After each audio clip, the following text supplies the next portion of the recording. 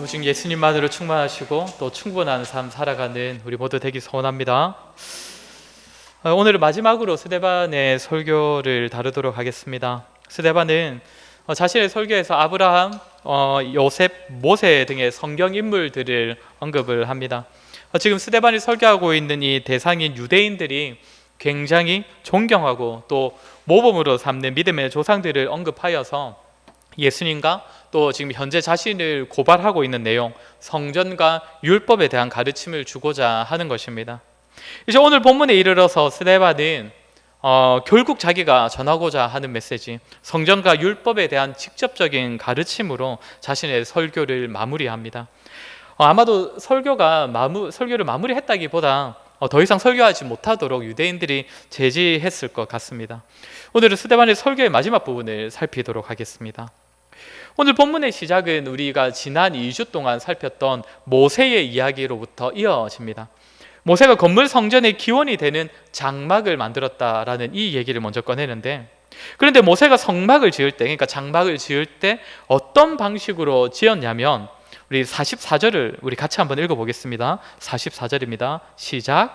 광야에서 우리 조상들에게 증거의 장막이 있었으니 이것은 모세에게 말씀하신 이가 명하사 그 양식대로 만들게 하신 것이라. 어떻게 만들었다고 합니까? 모세에게 말씀하신 이가 명하사 그가 본 그 양식대로 만들게 하신 것이라. 하나님께서 보여주신 대로, 하나님께서 알려주신 대로 이 성막을 만들었다라고 합니다. 하나님께서 시키시는 대로 만들었다는 것입니다.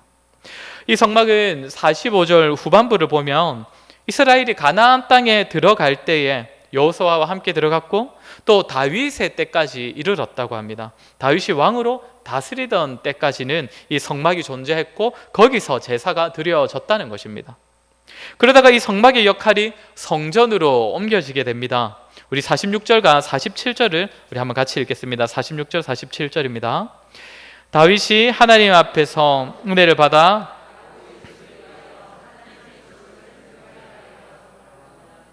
솔로몬이 그를 위하여 집을 지어내니라. 다윗이 하나님께 성전을 짓게 해달라고 청하는데 하나님께서 다윗에게는 준비만 허락하시고 그의 아들 솔로몬의 때에 이 성전을 짓게 됩니다. 혹 성막은 하나님께서 원하시는 대로 지은 것이고 성전은 다윗이 이 인간적인 그 욕심에 따라 인간적인 방식으로 지은 것이 아닌가 생각하기도 하는데 그렇지 않습니다.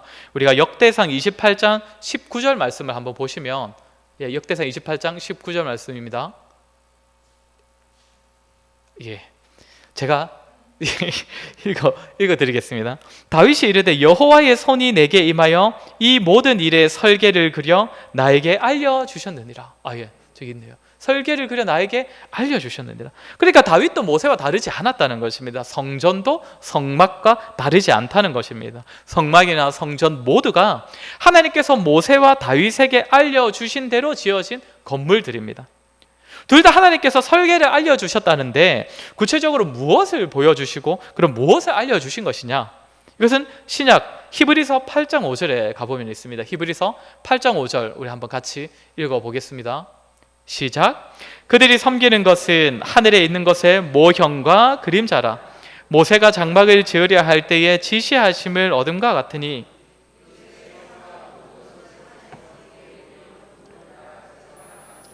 아멘. 모세가 이 땅에서 장막을 지을 때 본 것이 무엇이라고 합니까? 하늘에 있는 것이라고 합니다. 그 모형을 본따서 이 땅에 지었다는 것입니다. 그것이 성막이고 다윗도 동일합니다. 하늘에 있는 모형, 그 원형을 따라 보여주신 그 하늘 성전을 할 수 있는 만큼 이 땅에 구현해 낸 것이 성전과 성막이라는 것입니다. 그렇게 제사장들뿐만 아니라 백성들이 이 성막에 나와서든 성전에 나와서 볼 수 있었던 것은 하늘의 것입니다. 이곳에 나와서 하늘의 것을 보고 누리는 것입니다. 비록 완전하진 않지만 장차 자신들이 보게 될, 자신들이 들어가게 될, 경험하게 될 하늘의 것을 성전과 성막을 통해 누릴 수 있었던 것입니다.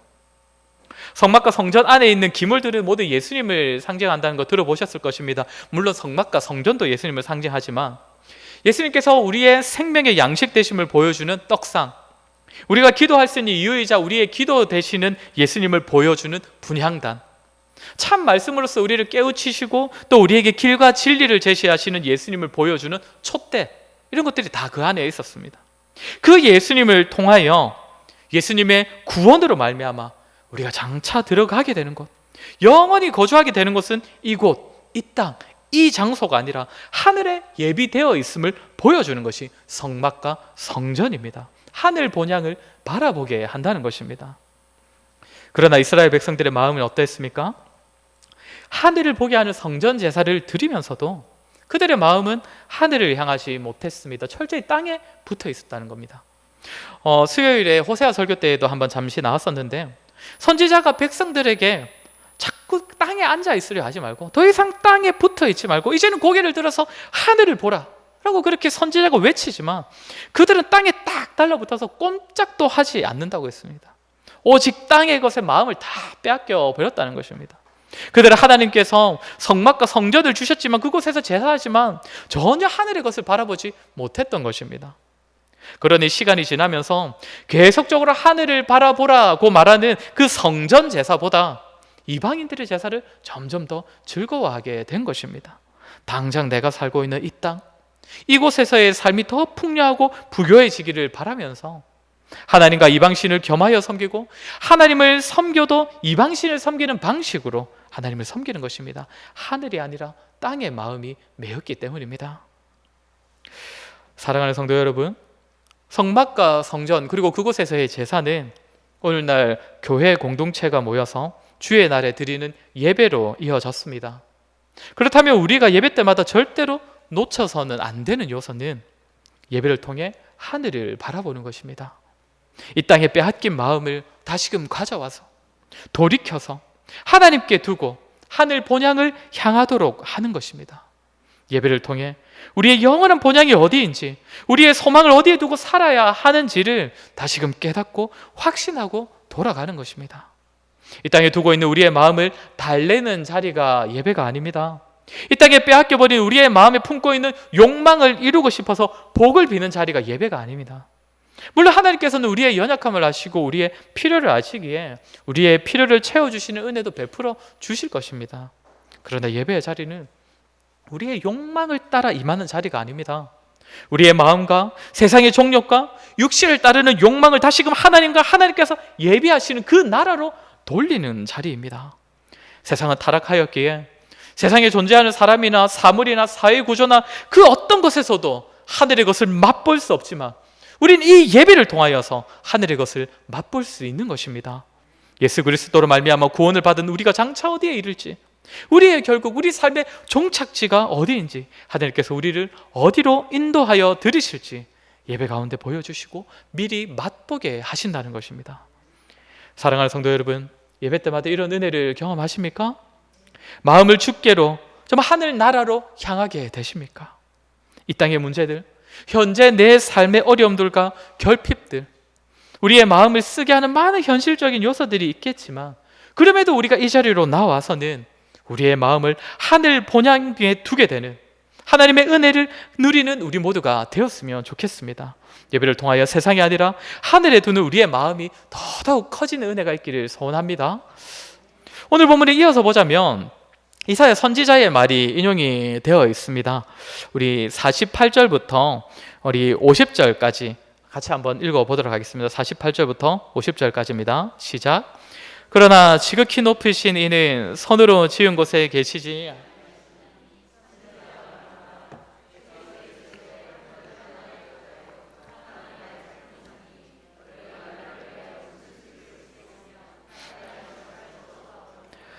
이 모든 것이 다 내 손으로 지은 것이 아니냐 함과 같으니라. 아멘.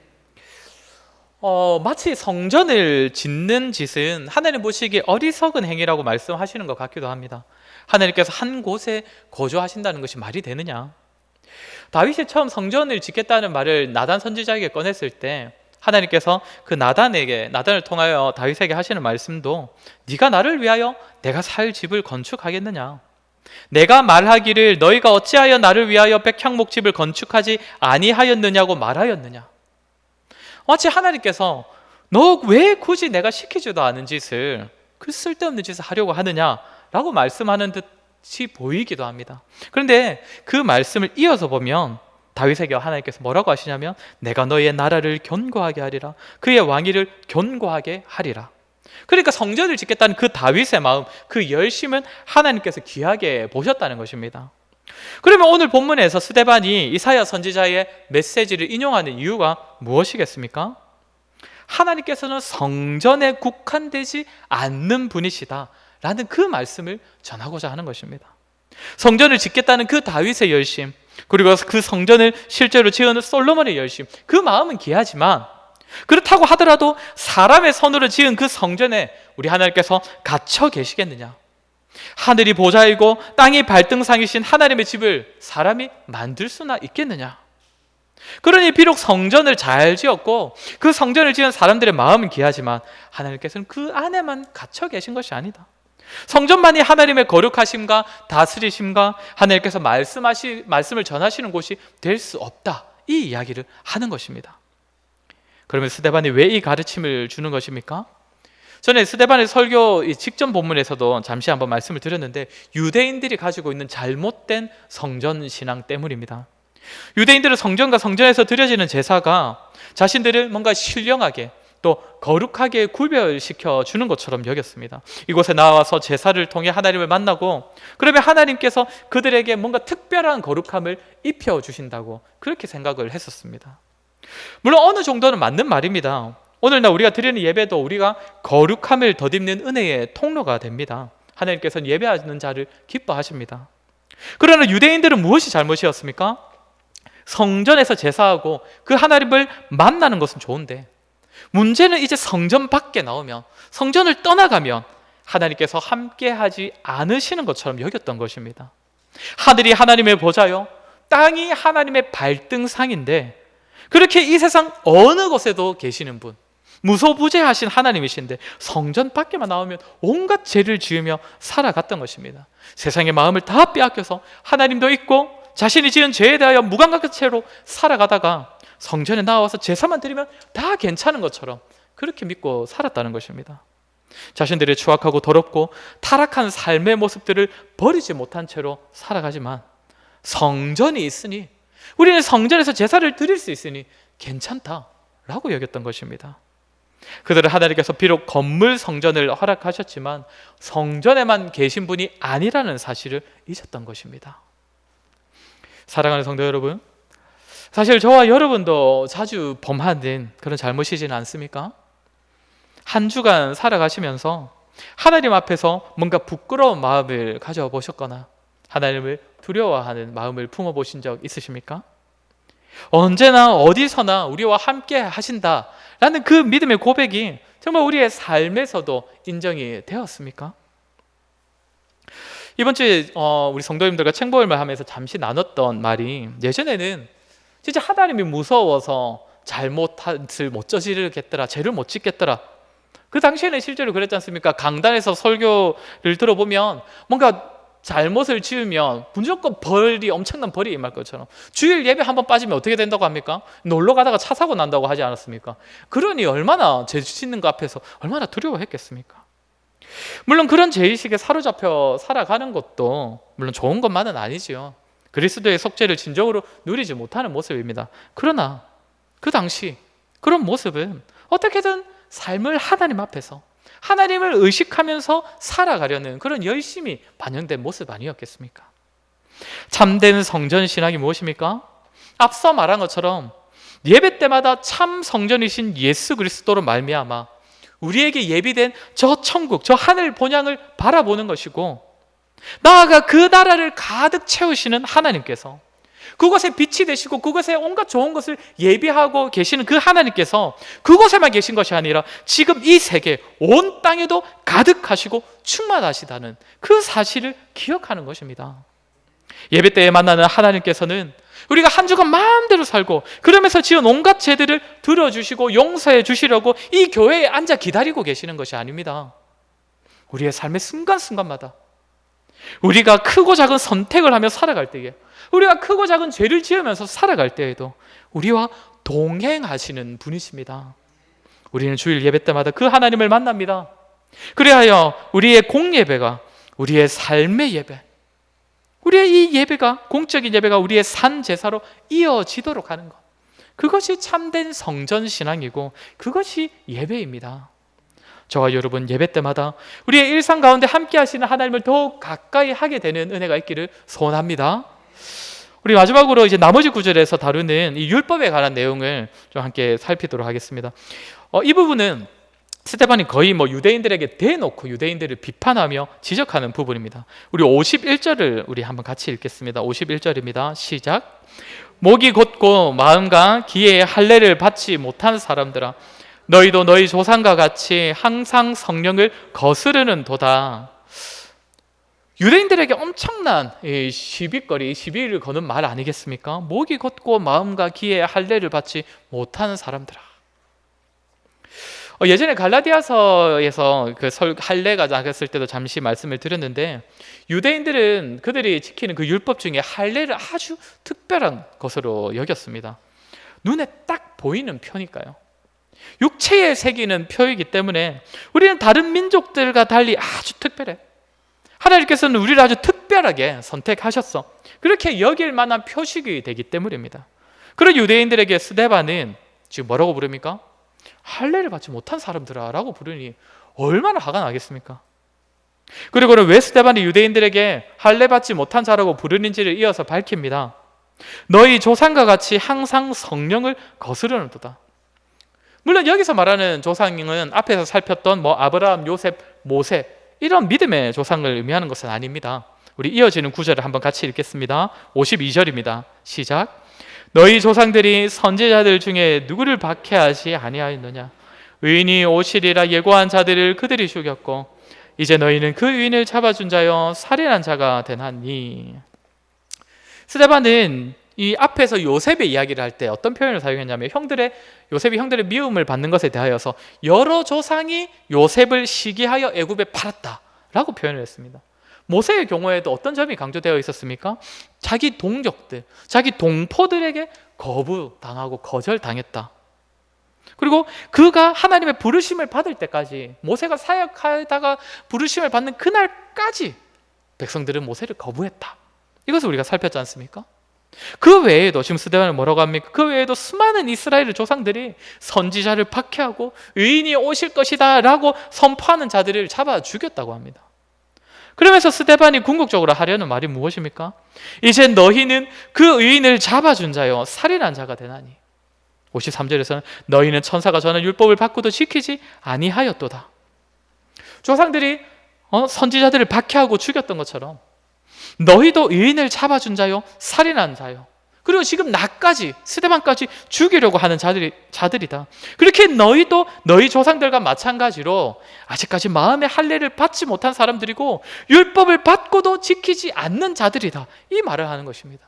다시 말해, 너희가 육신의 할례를 받은 것을 자랑하고 율법을 지킨다고 자랑하지만 사람을 박해하고 사람을 죽이는 너희는 너희 조상들과 마찬가지로 사실상 할례 받지 못한 자들이고 율법을 지키지도 않는 자들이다 라는 말을 하는 겁니다.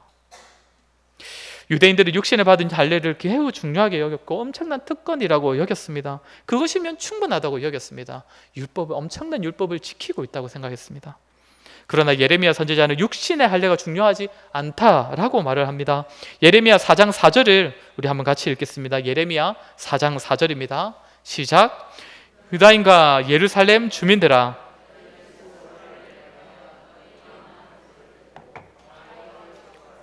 그리하지 아니하면 너희 악행으로 말미암아 나의 분노가 불같이 일어나 사르리니 그것을 끌 자가 없으리라. 아멘.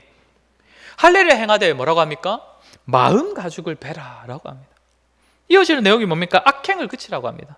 그러니까 악행을 계속하고 그렇게 악행을 하면서도 찔리지 않는 모습은 육신의 할례를 받았다고 할지언정 마음 가죽은 베지 못한 상태다라는 겁니다.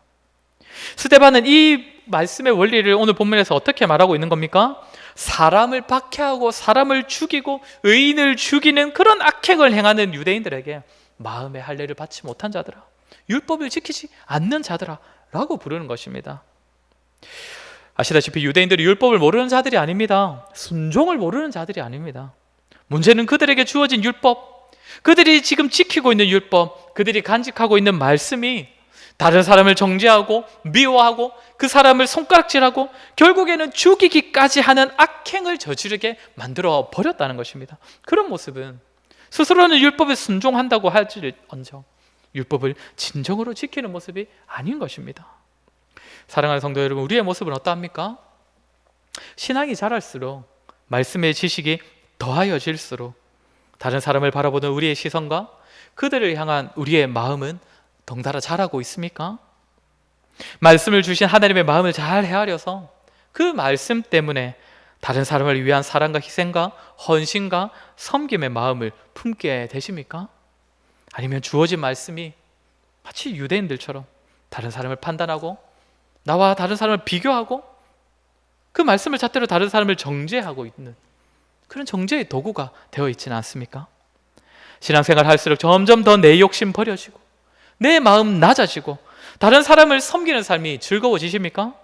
혹 말씀을 들을수록 공동체에 대한 불만과 다른 사람을 향한 원망이 더 마음에 깊이 품어지지는 않으십니까? 하나님의 말씀은 좌우의 날이 선 검과 같기에 우리는 그 말씀으로 우리 자신의 마음을 찔러 쪼개고 후벼 파서 하나님과 사람 앞에서 더더욱 낮아지고 엎드려지게 만들어야 하는데 그 말씀의 검으로 다른 사람을 향하여 들고 휘둘러서 다른 사람을 찌르고 상처 주고 아프게 하는 그런 모습이 우리에게 있지 않는지 돌아보아야 할 것입니다. 사랑하는 성도 여러분, 하나님의 말씀을 알고 믿고 따르는 자로서 다른 사람의 죄와 허물을 주목하고 헤아리기보다 나 자신이 얼마나 부족하고 더러운 죄인인지를 볼 수 있었으면 좋겠습니다. 말씀이 잣대가 되어서 자꾸만 다른 사람의 죄와 허물을 주목하게 될 때마다, 그것이 눈에 들어올 때마다 그 한 영혼 품지 못하고 사랑하지 못하는 자신을 부끄럽게 여겨서 하나님 앞에 엎드려서 우리 마음 가죽이 베어지는 마음의 할례가 있기를 간구하는 자들이 되었으면 좋겠습니다. 그래야 우리의 신앙이 자라고 지식이 자랄수록 우리 주변에 있는 영혼들이 주를 만나고 우리 때문에 소생케 되는 일들이 일어났으면 좋겠습니다. 말씀을 마무리하겠습니다. 교회당에 나와서 예배할 때마다 우리의 본향은 이 땅이 아니라 우리에겐 천국 본향이 예비되어 있음을 되새기는 우리가 되어서 세상에 빼앗긴 마음을 다시금 하나님께로 돌이키게 되는 은혜가 있기를 소원합니다. 또한 우리의 공적 예배가 우리의 삶의 예배로, 여기서 만나는 하나님이 우리의 삶에서도 동행하신다는 사실을 기억하고 확신하며 돌아가는 그런 예배가 되기를 소원합니다. 우리 모두가 말씀을 가까이 할수록, 말씀을 알면 알수록 이웃을 더더욱 품어주고 받아주고 그들을 섬기고 종노릇하는 마음의 할례를 받은 자들이 되기를 주의 이름으로 소원합니다. 우리 시간에 들은 말씀을 기억하며 한번 같이 기도하겠습니다.